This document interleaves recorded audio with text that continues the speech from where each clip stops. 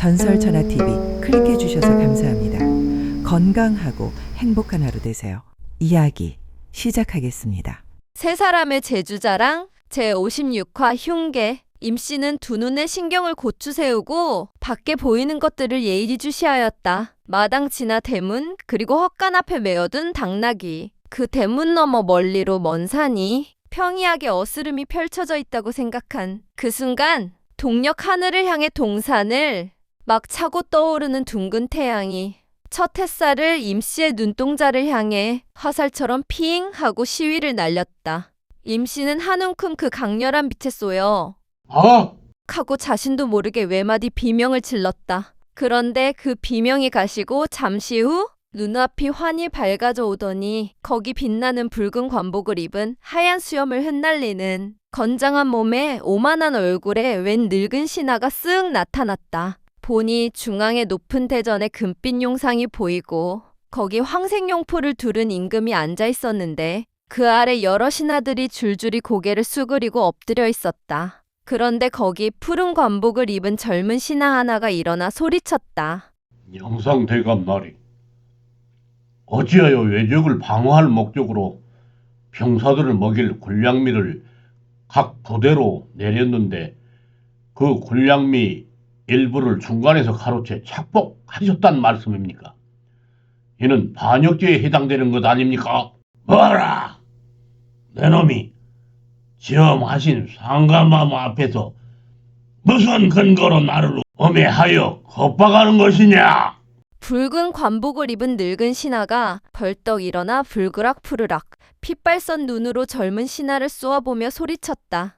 소신이 군량미가 부족하여 병사들이 먹을 식량이 없다는 일부 무관들의 탄원하는 소리를 듣고 직접 내려가 조사를 한 결과입니다. 영상대감께서 상감마마께서 내려보낸 군량미를 중간에 사람을 시켜 착복했다는 것을 확인했습니다. 더구나 영상대감은 지금까지 어마어마한 재산을 축적하기 위해 권력을 함부로 남용하여 숱한 인명을 살상했고 벼슬자리를 금품을 받고 거래하는 등 오만 가지 악행을 서슴지 않았습니다. 나라의 기강을 흐려 백성들의 삶을 도탄에 빠뜨리는 결과를 초래하고 있습니다. 일국의 영상대감이란 자가 이러한 악행과 권력 남용을 일삼아서야 되겠습니까? 젊은 신하가 카랑카랑한 목소리로 말했다. 납작 엎으려 있던 다른 신하들도 그 소리를 듣고는 젊은 신하와 영상대감이라는 늙은 신하의 얼굴을 흘끔흘끔 바라보았다. 내 놈이 죽고 싶어 환장을 한 것이로구나. 상감마마 앞에서 나를 모함하여 능멸하다니 너의 죄는 내 놈 목숨으로도 갚지 못할 죄라는 것을 아느냐? 늙은 신하가 입에 거품을 물고 호통을 쳤다. 허허, 이 무슨 소란이란 말이냐? 그만들 두어라. 황색 용포를 두른 임금이 근엄한 목소리로 말했다. 상감마마, 영상대감의 죄상을 백일하에 밝혀 만 백성의 억울함을 풀어 나라의 기강을 바로 잡아주시기 바라옵니다. 또랑또랑한 목소리로 젊은 신하가 말했다. 상감마마, 저놈이 소신을 엄해하여 이 나라를 곤경에 빠뜨리려는 역당패의 음모를 꾸미고 저리 하는 것입니다.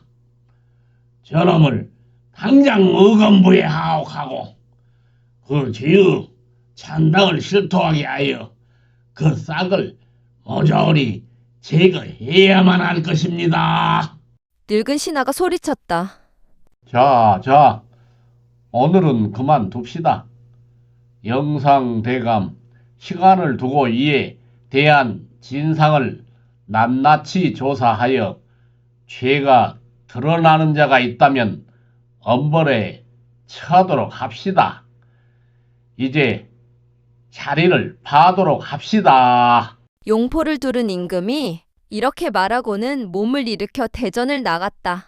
상감마마, 영상 대감의 죄를 백일하에 밝혀 그 죄를 엄중히 다스려 주시기 바라옵니다. 젊은 신하가 다시 엎드려 그 뒤에 대고 소리쳤다. 신하들이 일어나 대전을 나가려다 말고 멈칫거렸다. 그 신하들의 틈 사이로 젊은 신하를 붉은 관복을 입은 늙은 신하가 화가 잔뜩 난 얼굴로 이를 부드득 갈며 사리가 번뜩이는 눈빛으로 쏘아보고 있었다. 그런데 문득 그 늙은 신하의 얼굴이 사라지고 등불이 켜진 어두운 방 안이 임씨 눈앞에 호련히 나타났다. 붉은 관복을 입은 늙은 신하의 방이었다. 평상복으로 갈아입었는지 하얀 옷을 걸친 늙은 신하가 눈빛이 매서운 젊은 자객 하나를 앞에 두고 앉아 있었다. 내가 오늘 밤 큰 일을 좀 해줘야겠구나. 영상대감 나리, 분부만 내려주십시오. 소인 무슨 일이든지 다 하겠습니다. 젊은 자객이 단호한 목소리로 말했다. 그래. 이제 안도열이 내가 내 밥을 먹은 값을 할 때가 온 것이다. 오늘 대전에서 새파란 젊은 놈 김치성이란 자가 내 비리를 캐고 들었다. 다행히 상감 마마가 그 일을 심각하게 생각하지 않는 모양이었다만 다시 또 그 일을 거론하고 나서서 상감 마마의 마음이 흔들리면 내가 무사하지 못할 수도 있다. 오늘 밤 지도 새도 모르게 그 새파란 젊은 놈의 두 눈을 찔러 다시는 앞을 보지 못하도록 해버려라. 알겠느냐? 예, 영상대감. 나으리 이미 그놈의 집을 잘 파악해 뒀습니다. 다 쓰러져 가는 오두막 집에서 늙은 노모와 단둘이 살고 있는데 일이 매우 쉽게 성사가 될 것 같습니다. 그럼 다녀오겠습니다.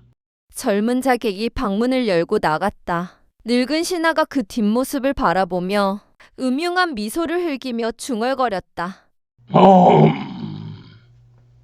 하루 강아지 범 무서운 줄 모른다더니 감히 호랑이의 수염을 건들다니. 이놈, 너는 다시는 세상의 밝은 빛을 보지 못하리라. 늙은 신하가 안도열이 사라져간 방문을 바라보며 혼잣말을 하며 깊이 고개를 끄덕이다가 매서운 눈빛으로 허공을 바라보며 가늘게 중얼거렸다. 잘 되었구나. 이왕 칼을 든 마당에 글줄 깨나 읽었다고 고매한 선비의 학자인 양 매사에 어려운 글 아부랭이나 짓거리며 나를 사사건건 반대하는 좌의정 성문겸을 비롯해 이조 판서 정윤상이 이놈들. 그렇지.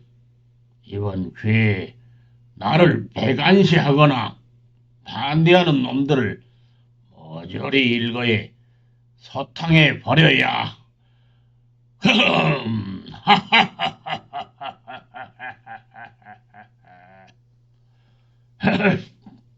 그러고 보니 실은 그놈들이 김치성이의 진짜 숨은 배우일 수도 있지 않겠는가?